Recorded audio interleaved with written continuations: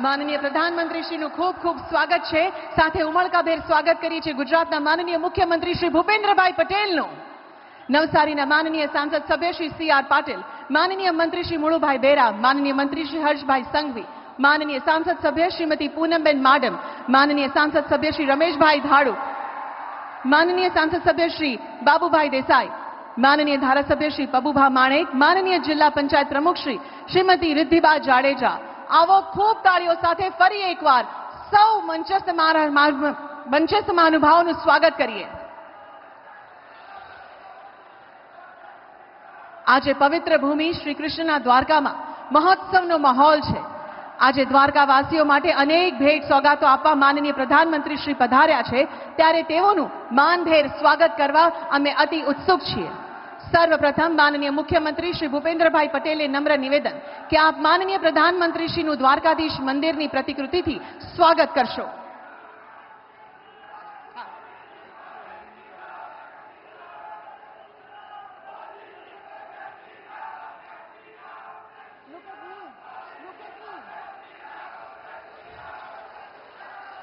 હવે માનનીય સંસદ સભ્ય શ્રીમતી પૂનમબેન માડમ અને શ્રી રમેશભાઈ ધડુક માનનીય પ્રધાનમંત્રી શ્રીનું બાંધણીના ખેસ અને ચાંદીની ફ્રેમ જેમાં દ્વારકાધીશ અને સાથે સુદર્શન સેતુની પ્રતિકૃતિ છે તેનાથી સ્વાગત કરશે।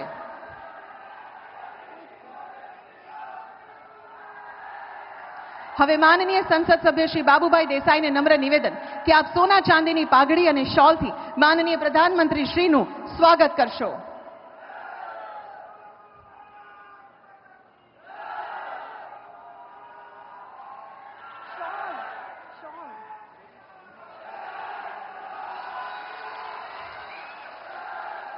હવે માનનીય મંત્રી શ્રી મુળુભાઈ બેરા રામ મંદિરની પ્રતિકૃતિ અને માનનીય ધારાસભ્ય શ્રી પબુભા માણેક સોનાના મુગટથી અને ત્યારબાદ સુદર્શન સેતુની પ્રતિકૃતિથી માનનીય પ્રધાનમંત્રી શ્રીનું સ્વાગત કરશે।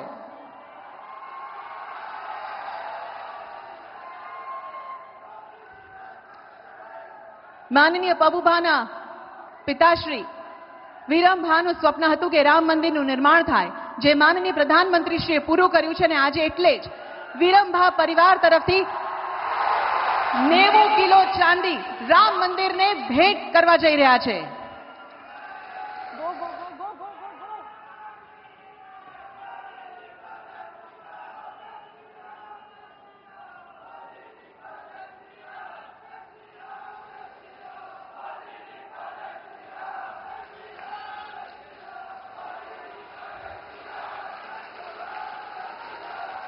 સુદર્શન સેતુની સુંદર પ્રતિકૃતિ માનનીય પ્રધાનમંત્રીશ્રીને ભેટ અપાઈ રહી છે।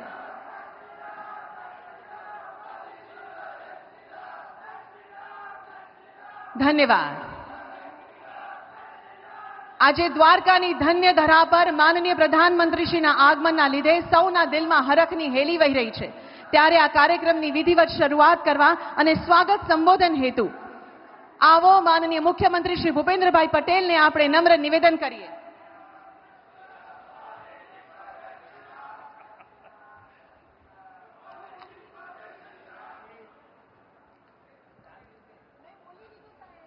भगवान श्री कृष्णनी नगरी द्वारका खाते विकसित भारत विकसित गुजरात अंतर्गत देवभूमि द्वारका जामनगर और पोरबंदर जिल्लाना રૂપિયા 4100 કરોડથી વધુના વિવિધ પ્રકલ્પોના લોકાર્પણ અને ખાતમુહૂર્ત પ્રસંગે આપણી સૌની સાથે મંચ ઉપર ઉપસ્થિત આધુનિક ભારતના નિર્માતા, વૈશ્વિક નેતા, વિકાસ પુરુષ આદરણીય વડાપ્રધાન શ્રી નરેન્દ્રભાઈ મોદી સાહેબ, પ્રદેશના યશસ્વી અધ્યક્ષ તથા નવસારીના લોકપ્રિય સાંસદ શ્રી CR પાટીલજી, મારા સાથી મંત્રી શ્રી મુળુભાઈ બેરા, હર્ષભાઈ સંઘવી, सांसद श्रीमती पूनमबेन माडम, श्री रमेशभाई धड़ुक, राज्यसभा सांसद श्री बाबूभाई देसाई, जिला पंचायत प्रमुख श्रीमती रिद्धिबा जाडेजा, धारासभ्य श्री प्रभुभा माणेक, चूंटायेला जनप्रतिनिधि, संगठन पदाधिकारी, प्रेस मीडिया मित्रों तथा विशाल संख्या में उपस्थित भाईओ बहनों सौने मारा नमस्कार। विश्वना सौथी लोकप्रिय नेता અને યશસ્વી વડાપ્રધાન શ્રી નરેન્દ્રભાઈ મોદીની પ્રેરણાથી ગુજરાતમાં આ અઠવાડિયું વિકાસ ઉત્સવ બની રહ્યું છે. આ વિકાસ ઉત્સવની ભેટ આપનારા આદરણીય શ્રી નરેન્દ્રભાઈ મોદી સાહેબનું શ્રી કૃષ્ણની નગરી દ્વારકાની ભૂમિ પર હૃદયના ઉમળકાથી સૌ ગુજરાતવાસીઓ વતી સ્વાગત કરું છું. હજુ 3 દિવસ પહેલા ગુરુવારે વડાપ્રધાનશ્રીએ ઉત્તર ગુજરાત અને દક્ષિણ ગુજરાત વિસ્તારમાં એક જ દિવસમાં રૂપિયા 57,000 કરોડથી વધુના વિકાસ કામોની ભેટ આપી ઇતિહાસ સર્જ્યો હતો. આજે તેઓ સૌરાષ્ટ્રને કુલ મળીને અંદાજે 52,000 કરોડથી વધારાના કામોનો વિકાસ આપવા આપણી વચ્ચે પધાર્યા છે. ભગવાન શ્રી કૃષ્ણની આ નગરી દ્વારકામાં કૃષ્ણ જન્મોત્સવમાં જેવો જન ઉમંગ અને ઉલ્લાસ છલકાતો હોય છે તેવો જ ઉત્સાહ અને વિકાસ ઉત્સાહથી આજે છવાયો છે. વડાપ્રધાન શ્રીએ ગુજરાતને દરેક ક્ષેત્રે અગ્રેસર રાખવાની જે નેમ રાખી છે તેમાં આજનો આ વિકાસ ઉત્સવ નવા સિંહચન્મ સમાન બનવાનો છે એમ હું સ્પષ્ટ માનું છું. વિકાસના નિત નવા કીર્તિમાન સાથે આપણી પ્રાચીન વિરાસતોની જાળવણી અને સંવર્ધન કરીને વિકાસ બી વિરાસત બી થકી બહુમુખી વિકાસની આગવી પેટર્ન હવે મોદી સાહેબે નેતૃત્વમાં વિકસાવી છે.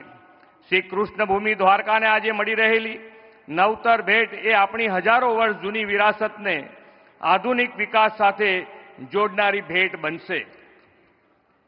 આ કોઈ વિકાસ ઉત્સવ શ્રી કૃષ્ણભૂમિ દ્વારકા શ્રી કૃષ્ણના પરમ સખા મિત્ર સુદામાની નગરી પોરબંદર અને છોટે કાશી તરીકે પ્રખ્યાત જામનગરના સર્વગ્રાહી વિકાસને નવી ગતિ આપશે એ મોદી સાહેબની ગેરંટી છે. વડાપ્રધાનશ્રીના નેતૃત્વમાં દેશમાં શ્રદ્ધા આસ્થાના કેન્દ્ર સમાન યાત્રાધામો સાંસ્કૃતિક ધરોહરના હોલિસ્ટિક ડેવલપમેન્ટનો નવો યુગ શરૂ થયો છે. મહાકાલ ધામ હોય, કેદારનાથ, કાશી વિશ્વનાથ જેવા પવિત્ર યાત્રા સ્થાનોના અદ્યતન વિકાસની સાથે આ ધામોના સર્વગ્રાહી વિકાસથી યાત્રા સુવિધાઓ વિસ્તરી છે. આપણે આ સૌરાષ્ટ્ર હાલાર પંથકનો સમુદ્રી પ્રદેશ હરિહરની ધરતી ગણાય છે.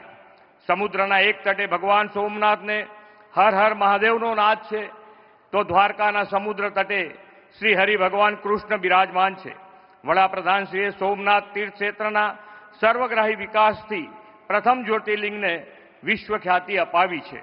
ભગવાન શ્રી કૃષ્ણની દ્વારકા સર્વાંગી વિકાસમાં અવરોધક એવા ગેરકાયદેસર દબાણો દૂર કરી મોકળાશવાળી જગ્યાથી શ્રદ્ધાળુઓ માટે આ યાત્રાધામને વધુ સુવિધાસભર બનાવ્યું છે. દ્વારકા આવનાર લાખો હરિભક્તો, પ્રવાસન પ્રેમીઓ મૂળ દ્વારકા એટલે કે બેટ દ્વારકા સરળતાએ દર્શન માટે જઈ શકે તેવા સુદર્શન સેતુની એક મોટી ભેટ આજે વડાપ્રધાનશ્રી આપણને આપવાના છે. શ્રી નરેન્દ્રભાઈ મોદી એવા ધરાતળના લોકનેતા છે કે પ્રજાની પીડા સમસ્યાઓ તેઓ વગર કહે સમજે છે અને તેના નિવારણના નક્કર ઉપાયો સફળ આયોજન હાથ ધરીને છુટકારો પણ અપાવે છે. રૂપિયા 978 કરોડના ખર્ચે નિર્માણ પામેલા 2.5 કિલોમીટર લાંબા ભારતનો આ સૌથી મોટો કેબલ સ્ટેડ બ્રિજ તેનું ઉત્તમ દ્રષ્ટાંત છે. આ સુદર્શન સેતુથી હવે પ્રવેશોની સંખ્યા વધારો થશે અને સ્થાનિક રોજગારી અને સમૃદ્ધિ પણ ઉત્તર વધશે. વડાપ્રધાન શ્રી નરેન્દ્રભાઈ મોદીએ ગુજરાત પાસે જે પ્રવાસન વિવિધતા છે તેને રણોત્સવ, પતંગોત્સવ, નવરાત્રિ મહોત્સવ, સાપુતારા મોન્સૂન ફેસ્ટિવલ વગેરેથી વિશ્વ પ્રસિદ્ધિ અપાવી છે. દ્વારકા, સોમનાથ, પોરબંદર જેવા સમુદ્ર તટે આ વસેલા અને વિકસેલા સ્થાનોને ટુરિઝમથી જોડીને દેશ વિદેશના ટુરિસ્ટ આકર્ષિત કરવાની પણ દિશા આદરણીય વડાપ્રધાનશ્રીએ આપી છે. દ્વારકા નજીકનો દેશનો એકમાત્ર બ્લુ ફ્લેગ બીચ શિવરાજપુર ભગવાન શ્રી કૃષ્ણના દર્શને આવનાર યાત્રિકો માટે હવે ફેવરિટ ડેસ્ટિનેશન છે. આ બીચ ડેવલપમેન્ટના રૂપિયા 141 કરોડના કામોનું આજે આદરણીય મોદી સાહેબ લોકાર્પણ કરવાના છે. યાત્રા સ્થાનો અને પ્રવાસન સ્થાનોને વેગ આપતી એક મહત્વની કડી છે કનેક્ટિવિટી. આદરણીય વડાપ્રધાનશ્રીના નેતૃત્વમાં દેશના નાના નાના ગામ આજે સડક નેટવર્કથી જોડાયા છે. આપણે ત્યાં પહેલા લોકો પાકા રસ્તાની માંગ કરતા હતા. અત્યારે જે સ્પીડ અને સ્કેલથી ઇન્ફ્રાસ્ટ્રક્ચરનો વિકાસ થઈ રહ્યો છે તેનાથી લોકોની 4 લેન અને 6 લેન રસ્તાઓની માંગ વધી છે. આજે જામનગર, રાજકોટ, પોરબંદરને જોડતા કાલાવાડથી ધોરાજી નેશનલ હાઈવેના વાઇડનિંગના કામનું ખાતમુહૂર્ત મોદી સાહેબ કરવાના છે. આદરણીય વડાપ્રધાન શ્રી નરેન્દ્રભાઈ મોદીએ વીજળી, પાણી અને આવાસો જેવી માળખાકીય સુવિધાઓને જન જન સુધી પહોંચાડીને ઇઝ ઓફ લિવિંગ વધાર્યું છે. દ્વારકા, જામનગર અને પોરબંદર ત્રણેય જિલ્લાઓના આજે જે વિકાસ કામોની ભેટ મળવાની છે તે વિકસિત ભારત માટે વિકસિત ગુજરાતની વડાપ્રધાનશ્રીની પ્રતિબદ્ધતા સાકાર કરશે. આદરણીય મોદી સાહેબે અમૃતકાળને વિકાસનો કર્તવ્યકાળ બનાવવા જન જનને વિકાસમાં જોડ્યા છે, વિકાસના કામોનો લાભ પહોંચાડ્યો છે. વિકસિત ભારત 2047ના નિર્માણની આ દિશામાં આપણે પણ વિકસિત ગુજરાત 2047થી ઉત્તમ યોગદાન આપીશું એવો વિશ્વાસ આપી આપ સૌનું સ્વાગત કરીને વિરમું છું. ભારત માતા કી જય, વંદે માતરમ, જય જય ગરવી ગુજરાત, જય દ્વારકાધીશ.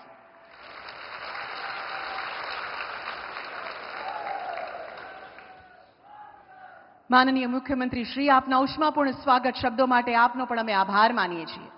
આજથી શ્રી કૃષ્ણની ધન્ય ધરાના રહેવાસીઓ અને આ પૌરાણિક નગરીને નમન કરવા પધારનાર દર્શનાર્થીઓને ઓખા અને બેટ દ્વારકાને જોડતો સુદર્શન સેતુ અને સાથે દેવભૂમિ દ્વારકા, જામનગર અને પોરબંદર જિલ્લાને 4100 કરોડથી પણ વધુના વિકાસલક્ષી કાર્યોની ભેટ માનનીય પ્રધાનમંત્રીશ્રીના વરદ હસ્તે મળવા પાત્ર છે. તો આવો દ્વારકા, ગુજરાત અને દેશની વિકાસ યાત્રાને વધુ વેગવંતી બનાવવા માનનીય પ્રધાનમંત્રીશ્રીને નમ્ર વિનંતી કરીએ કે આપ સુદર્શન સેતુ અને વિવિધ વિકાસલક્ષી કાર્યોનું રિમોટ દ્વારા વિધિવત લોકાર્પણ અને ખાતમુહૂર્ત કરશો.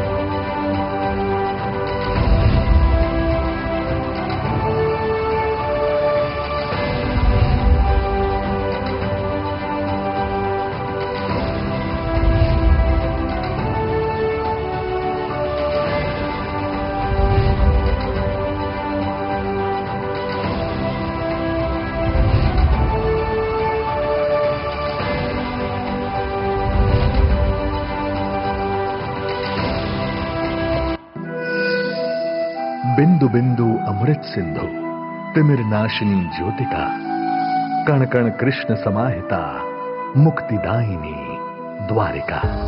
गुजरात के पश्चिम में रत्नाकर सागर के तट पर बसा जिला है देवभूमि द्वारका। कंस वध के बाद भगवान श्री कृष्ण अपनी प्रजा के साथ यहीं समुद्र तट पर आकर बसे थे। अपने लोगों के लिए उन्होंने बनाई थी स्वर्ण नगरी द्वारिका। कहते हैं कि यहाँ समुद्र के बीच में स्थित बेट द्वारका द्वीप पर ही श्री कृष्ण और सुदामा जी का मिलन हुआ था। गोमती नदी के तट पर स्थित इस पवित्र भूमि पर प्राचीन एवं भव्य द्वारकाधीश मंदिर और इसके सानिध्य में कई पवित्र तीर्थ स्थल हैं। हर साल लाखों श्रद्धालु द्वारकाधीश की इस पावन भूमि के दर्शन को आते हैं। श्री कृष्ण के शासन के स्वर्ण काल का साक्षी बना द्वारका आज भारत के अमृत काल में साक्षी बनने जा रहा है आस्था और आधुनिकता के मिलन का। क्योंकि भारत के यशस्वी प्रधानमंत्री श्री नरेंद्र मोदी द्वारका की इस पवित्र धरा से गुजरात और देश के चरणों में देने जा रहे हैं 4000 करोड़ रुपए से अधिक के विकास प्रकल्पों की सौगात, जिसमें प्रमुख है रत्नाकर सागर में ओखा और बेट द्वारका को जोड़ता 980 करोड़ रुपयों की लागत से बना केबल स्टेड सुदर्शन सेतु। आकर्षक और आलिशान इंजीनियरिंग की एक अद्भुत कमाल। यहाँ आने वाले पर्यटकों को बेट द्वारका तक पहुंचने में अभी तक नावों का इस्तेमाल करना पड़ता था, लेकिन अब इस सेतु की वजह से यात्रा बेहद तेज और सुरक्षित होगी।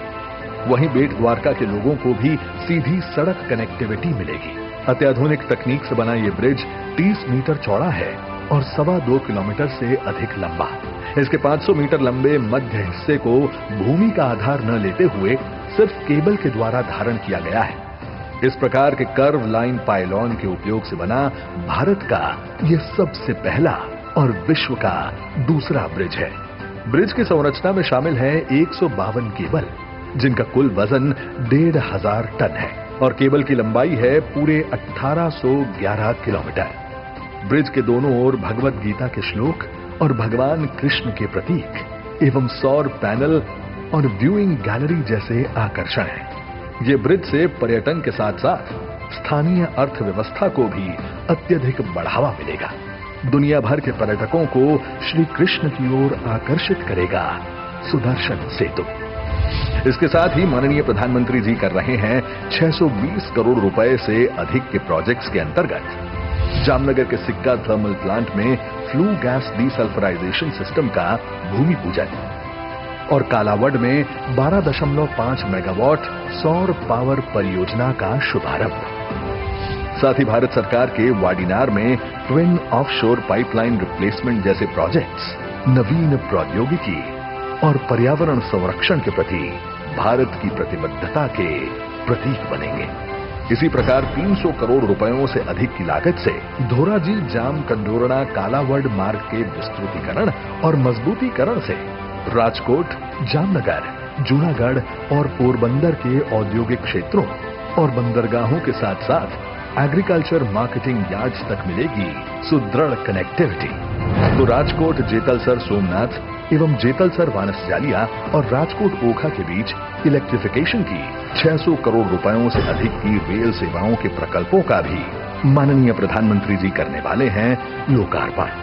इन परियोजनाओं के पूरा होने से इस इलाके के लोगों को अब विद्युतीकरण से तेज एवं इको फ्रेंडली रेल सेवा उपलब्ध होगी तथा द्वारकाधीश आने वाले श्रद्धालुओं की भी यात्रा सुगम बनेगी। वहीं 100 करोड़ रुपयों से अधिक की लागत से जामनगर में बनने जा रहा है क्षेत्रीय विज्ञान केंद्र, जो कि युवाओं की वैज्ञानिक जिज्ञासा को बढ़ावा देकर राष्ट्र निर्माण में योगदान हेतु उन्हें प्रेरित करेगा। इसी प्रकार जामनगर में 100 करोड़ से अधिक रुपए की सीवेज ट्रीटमेंट प्लांट और ड्रेनेज जैसे कार्य नागरिकों के लिए ईज ऑफ लिविंग में अभिवृद्धि करेंगे। माननीय प्रधानमंत्री जी के मार्गदर्शन और माननीय मुख्यमंत्री श्री भूपेंद्र भाई पटेल के नेतृत्व में विकास के ऐसे ही प्रकल्पों से गुजरात अमृतकाल में भी बनेगा भारत का ग्रोथ इंजन। त्रेता युग में भगवान श्री राम का राम सेतु और अब अमृतकाल में भगवान श्री कृष्ण का सुदर्शन सेतु, ये बनेंगे भारत की भव्यता और वैश्विक विरासत का आधार। विकास और विरासत की मोदी जी की गारंटी के समान ये प्रकल्प विकसित भारत, विकसित गुजरात की परिकल्पना को करेंगे साकार। માનનીય પ્રધાનમંત્રી શ્રી દ્વારકા અને વિવિધ ક્ષેત્રને અનેક સોગાતો થકી વધુ વિકસિત, વધુ સશક્ત બનાવવા માટે આપનો ખૂબ ખૂબ આભાર। जिनकी उच्च ऊर्जा, अद्वितीय कार्यक्षमता एवं प्रतिबद्धता ने देश को एक नई ऊंचाइयों की ओर ले जाने का मार्ग प्रशस्त किया है, ऐसे सशक्त, समृद्ध और समर्पित भारत देश के विकास पुरुष और यशस्वी प्रधानमंत्री श्री नरेंद्र मोदी जी को आइए तालियों की बौछार के साथ उनके विशेष संबोधन के लिए सादर आमंत्रित करते हैं।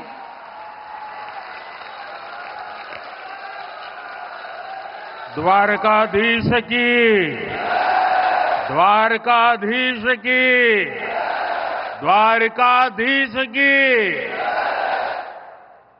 मंच पर उपस्थित गुजरात के लोकप्रिय मुख्यमंत्री श्रीमान भूपेंद्र भाई पटेल, संसद में मेरे सहयोगी गुजरात प्रदेश भारतीय जनता पार्टी के अध्यक्ष श्रीमान सी.आर. पाटिल, अन्य सभी महानुभाव और गुजरात के मेरे प्यारे भाइयों और बहनों,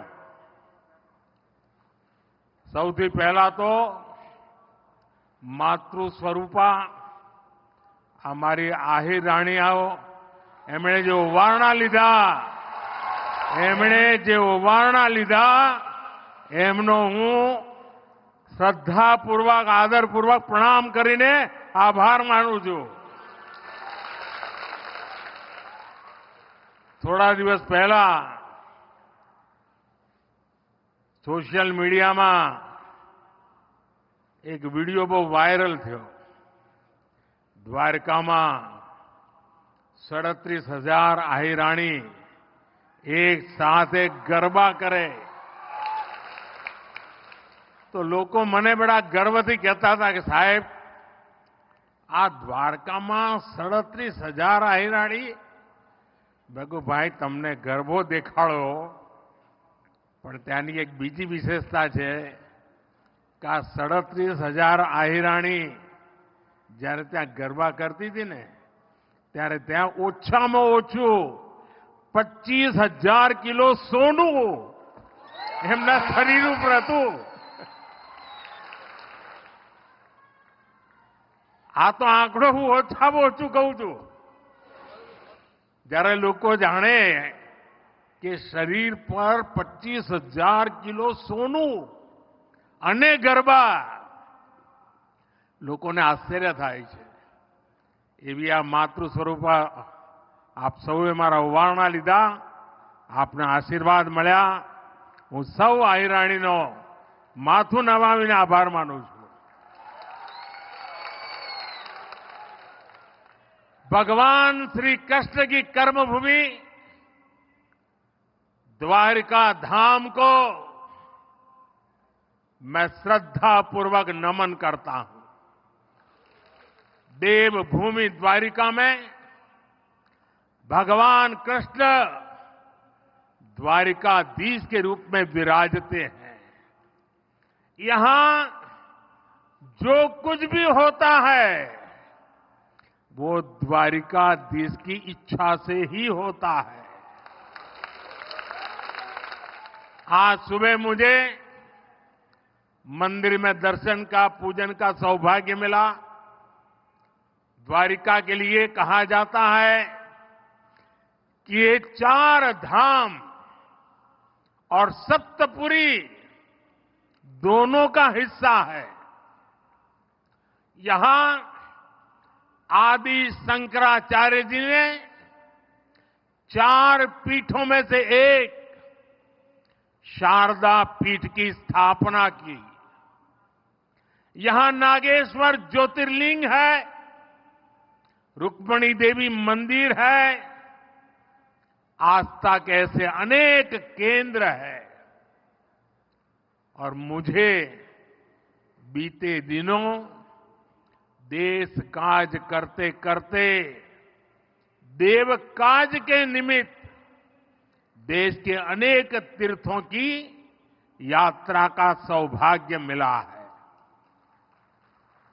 आज द्वारिका धाम में भी उसी दिव्यता को अनुभव कर रहा हूं.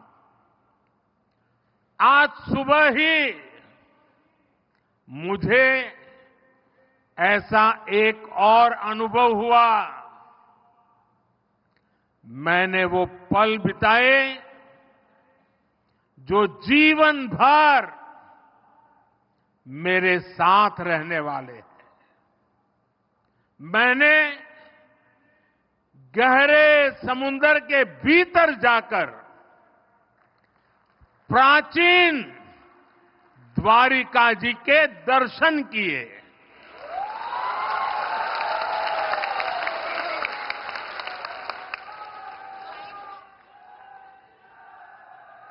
पुरातत्व के जानकारों ने समंदर में समाई उस द्वारिका के बारे में काफी कुछ लिखा है.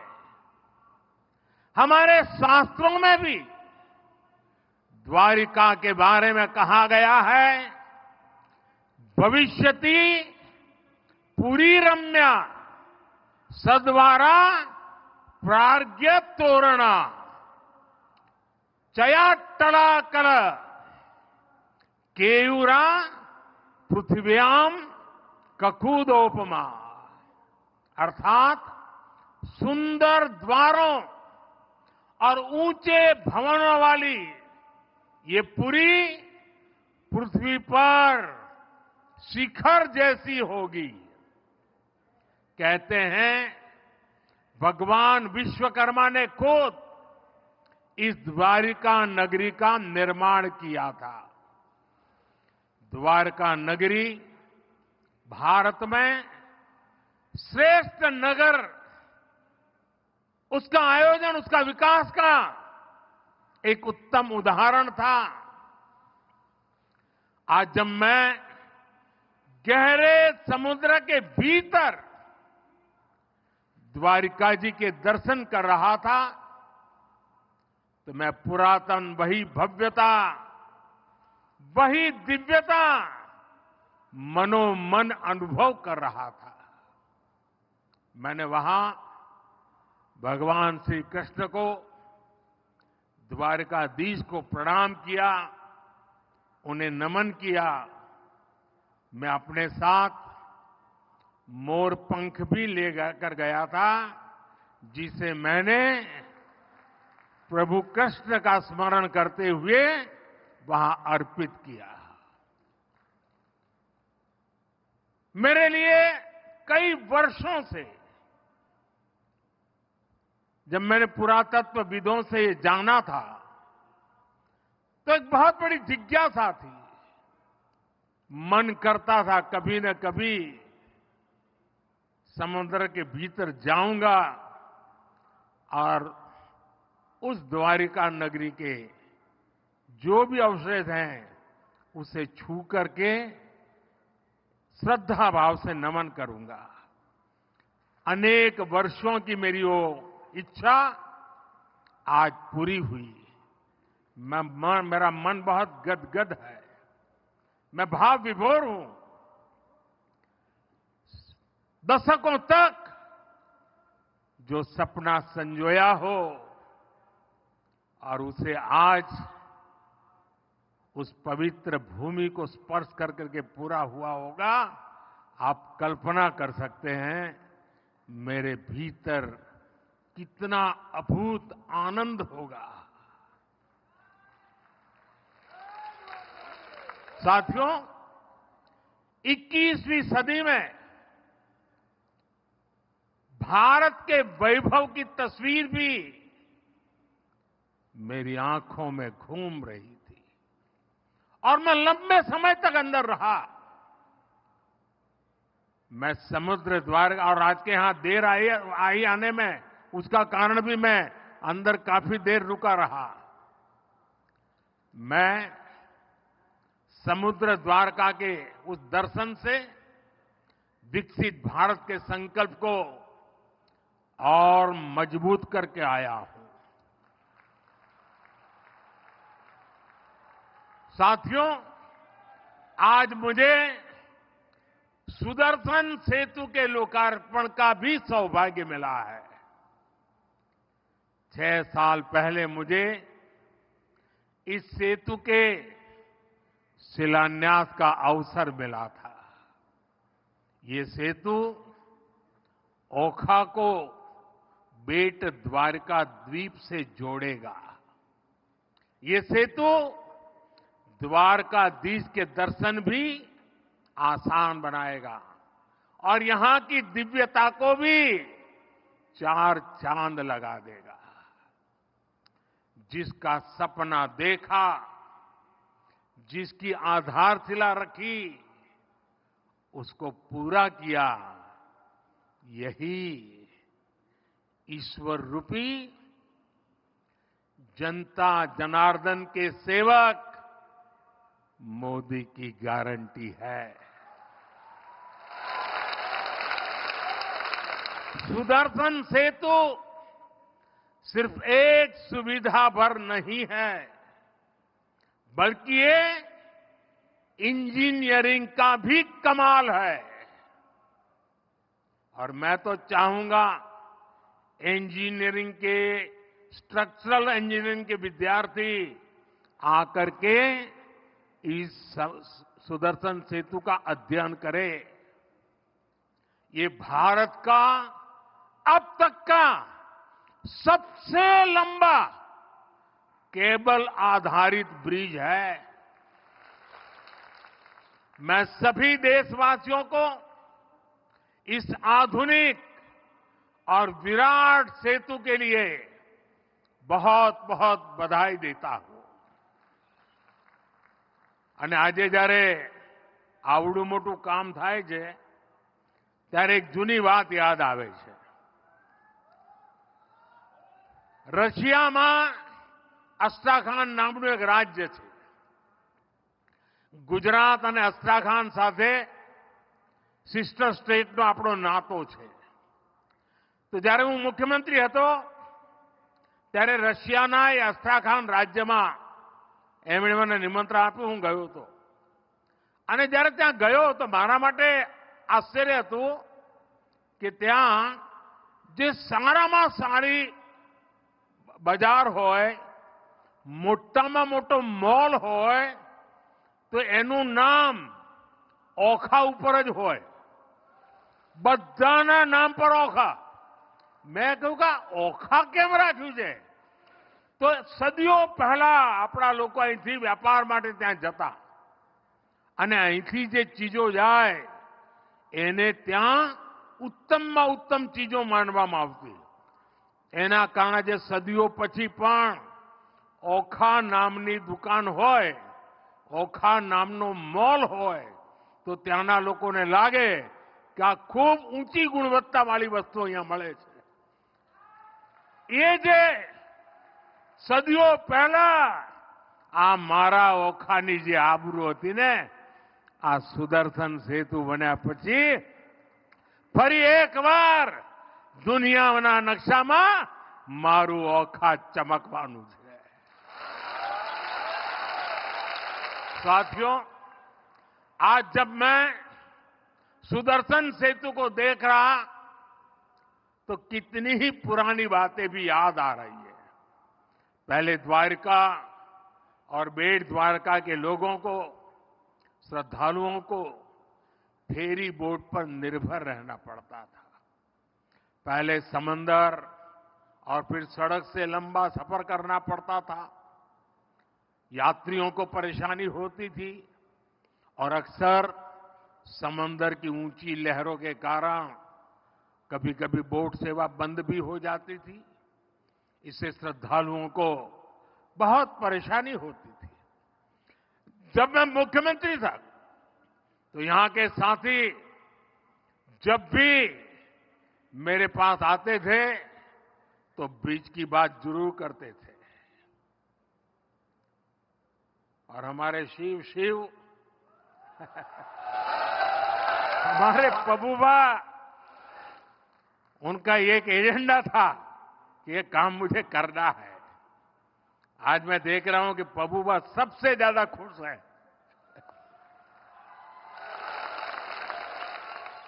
साथियों, मैं तब की कांग्रेस की केंद्र सरकार के सामने बार बार ये बातें रखता था, लेकिन कभी उन्होंने इस पर ध्यान नहीं दिया।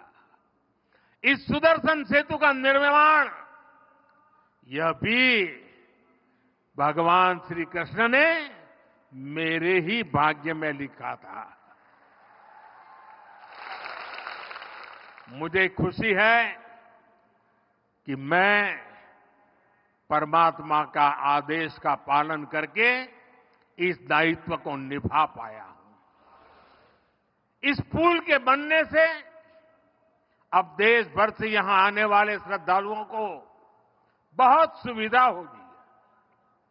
इस पुल की एक और विशेष बात है, इसमें जो शानदार लाइटिंग हुई है उसके लिए बिजली पुल पर लगे सोलर पैनल से ही जुटाई जाएगी।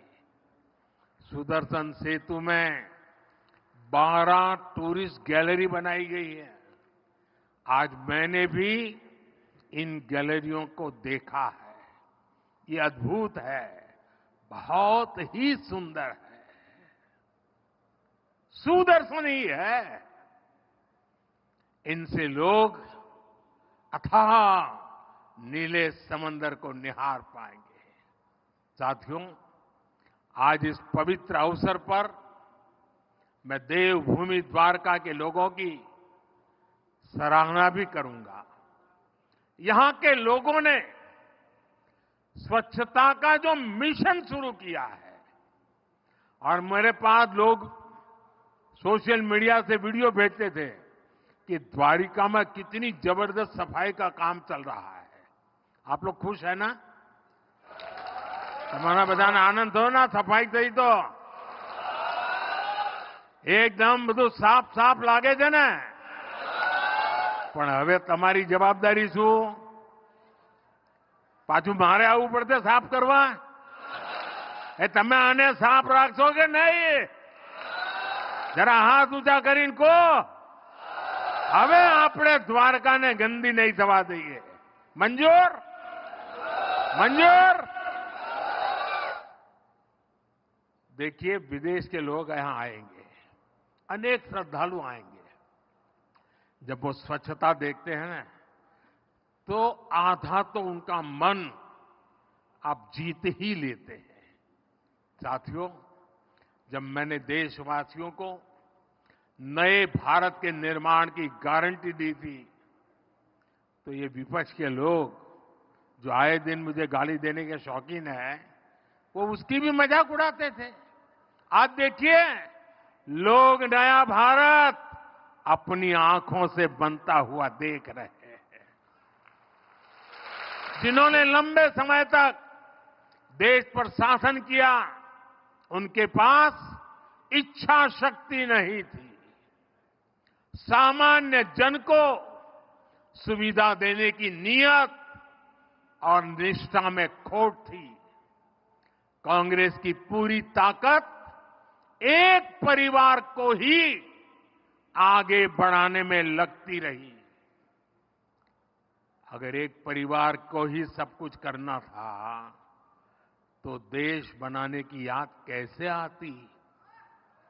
इनकी पूरी शक्ति इसी बात पर लगती थी कि 5 साल सरकार कैसे चलाएं, घोटालों को कैसे दबाएं।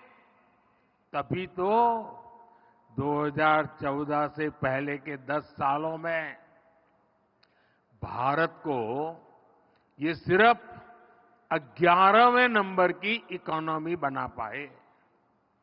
जब अर्थव्यवस्था इतनी छोटी थी, तो इतने विराट देश के ऐसे विराट सपनों को पूरा करने का सामर्थ्य भी उतना नहीं था। जो थोड़ा बहुत बजट इंफ्रास्ट्रक्चर के लिए रहता था, वो ये घोटाले करके लूट लेते थे। जब देश में टेलीकॉम इंफ्रास्ट्रक्चर को बढ़ाने का समय आया, कांग्रेस ने 2G घोटाला कर दिया। जब देश में स्पोर्ट्स इंफ्रास्ट्रक्चर को आधुनिक बनाने का अवसर आया, कांग्रेस ने कॉमनवेल्थ घोटाला कर दिया।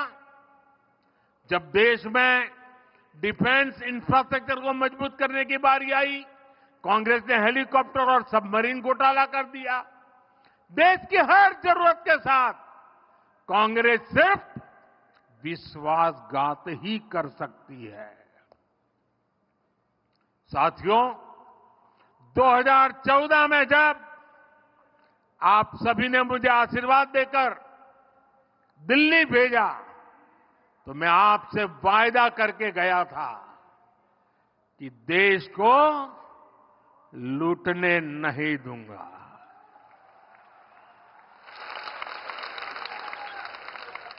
कांग्रेस के समय में जो हजारों करोड़ के घोटाले होते रहते थे, वो सब अब बंद हो चुके हैं। बीते 10 वर्षों में हमने देश को दुनिया की 5वें नंबर की आर्थिक ताकत बना दिया, और इसका परिणाम आप पूरे देश में ऐसे नव्य, भव्य और दिव्य निर्माण कार्य देख रहे हैं।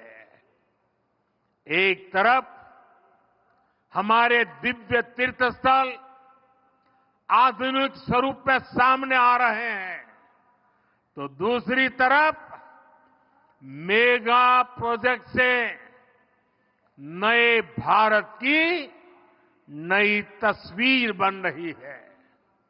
आज आप देश का ये सबसे लंबा केबल आधारित सेतु गुजरात में देख रहे हैं। कुछ दिन पहले ही मुंबई में देश का सबसे लंबा सी ब्रिज पूरा हुआ। जम्मू कश्मीर में चिनाब पर बना शानदार ब्रिज आज दुनिया भर में चर्चा का विषय है। तमिलनाडु में भारत का पहला vertical lift bridge new Pamban bridge भी तेजी से काम चल रहा है। असम में भारत का सबसे लंबा नदी सेतु भी बीते 10 वर्ष में ही बना है। पूरब, पश्चिम, उत्तर, दक्षिण चारों तरफ ऐसे बड़े निर्माण हो रहे हैं। यही आधुनिक कनेक्टिविटी समृद्ध और सशक्त राष्ट्र के निर्माण का रास्ता है। साथियों, जब कनेक्टिविटी बढ़ती है, जब कनेक्टिविटी बेहतर होती है, तो इसका सीधा प्रभाव देश के पर्यटन पर पड़ता ही है।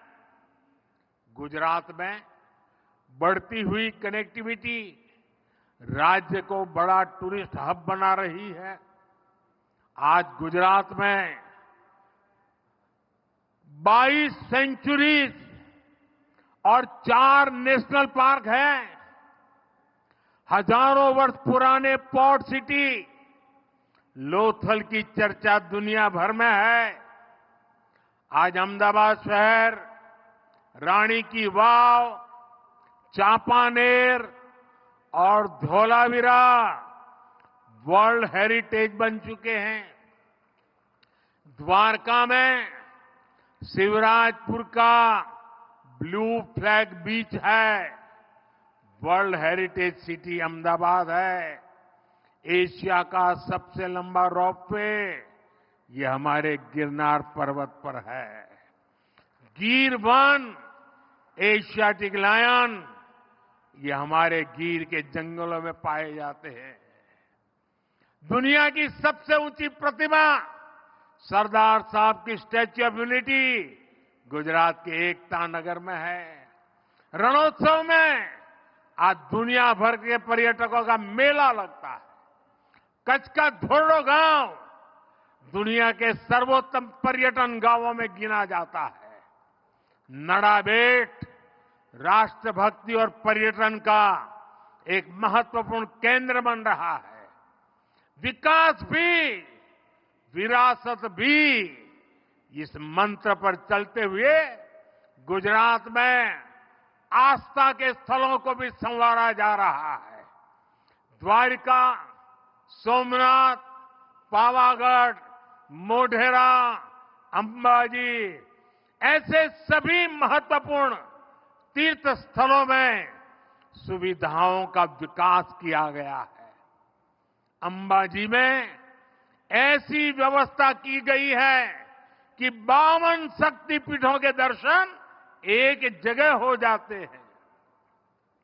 आज गुजरात भारत आने वाले विदेशी पर्यटकों की पसंद बनता जा रहा है। वर्ष 2022 में भारत आए 85 लाख से अधिक पर्यटकों में हर 5वां पर्यटक गुजरात आया है। पिछले वर्ष अगस्त तक करीब 15.5 लाख पर्यटक गुजरात आ चुके हैं। केंद्र सरकार ने विदेशी पर्यटकों को जो ई वीजा की सुविधा दी है, उसका भी लाभ गुजरात को मिला है। पर्यटकों की संख्या में हो रही ये वृद्धि गुजरात में रोजगार और स्वरोजगार के नए अवसर बना रही है। साथियों, मैं जब भी सौराष्ट्र आता हूं, यहां से एक नई ऊर्जा लेकर जाता हूं। सौराष्ट्र की ये धरती संकल्प से सिद्धि की बहुत बड़ी प्रेरणा है। आज सौराष्ट्र का विकास देखकर किसी को भी एहसास पहले कभी नहीं होगा कि पहले यहां जीवन कितना कठिन हुआ करता था। हमने तो वो दिन भी देखे हैं जब सौराष्ट्र का हर परिवार, हर किसान बूंद बूंद पानी के लिए तरसता था। यहां से लोग पलायन करके दूर दूर पैदल चले जाते थे। जब मैं कहता था कि जिन नदियों में साल भर पानी रहता है, वहां से पानी उठाकर सौराष्ट्र और कच्छ में लाया जाएगा, तो ये कांग्रेस के लोग मेरी मजाक उड़ाते थे। लेकिन आज सौनी ये एक ऐसी योजना है जिसने सौराष्ट्र का भाग्य बदल दिया है। इस योजना के तहत 1300 किलोमीटर से अधिक की पाइपलाइन बिछाई गई है। और पाइपलाइन भी छोटी नहीं है, पाइप के अंदर मारुति कार चल जा सकती है। इसके कारण सौराष्ट्र के सैकड़ों गांवों को सिंचाई का और पीने का पानी पहुंच गया है। अब सौराष्ट्र का किसान संपन्न हो रहा है, यहां का पशुपालक संपन्न हो रहा है, यहां का मछुआरा संपन्न हो रहा है। मुझे विश्वास है आने वाले वर्षों में पूरा सौराष्ट्र, पूरा गुजरात सफलता की नई ऊंचाई पर पहुंचेगा। द्वारकाधीश का आशीर्वाद हमारे साथ है। हम मिलकर सौराष्ट्र को, गुजरात को विकसित बनाएंगे। गुजरात विकसित होगा, भारत विकसित होगा। एक बार फिर इस भव्य सेतु के लिए मैं आप सभी को हृदय से बहुत बहुत बधाई देता हूं, आपका अभिनंदन करता हूं। और अब मेरी द्वारका वालों से प्रार्थना है, अब आप अपना मन बना लीजिए। दुनिया भर से टूरिस्ट कैसे ज्यादा से ज्यादा आए, आने के बाद उसको यहां रहने का मन करे।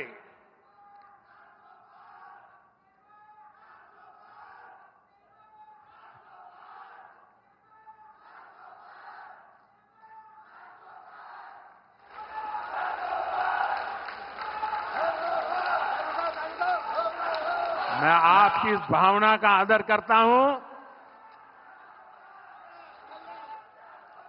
मेरे साथ बोलिए, द्वारिकाधीश की, द्वारिकाधीश की, द्वारिकाधीश की, भारत माता की, भारत माता की, भारत माता की। बहुत बहुत धन्यवाद।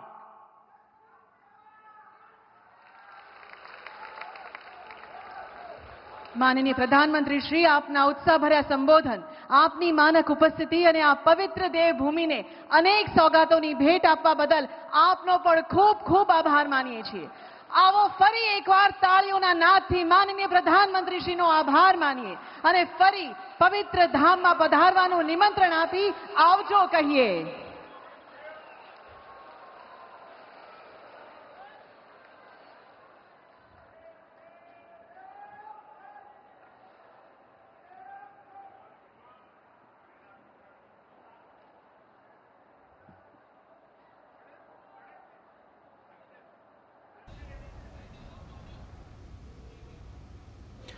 तो आपने संबोधन सुना प्रधानमंत्री नरेंद्र मोदी का, जो कि गुजरात दौरे पर हैं, द्वारका में थे और उससे पहले उन्होंने सुदर्शन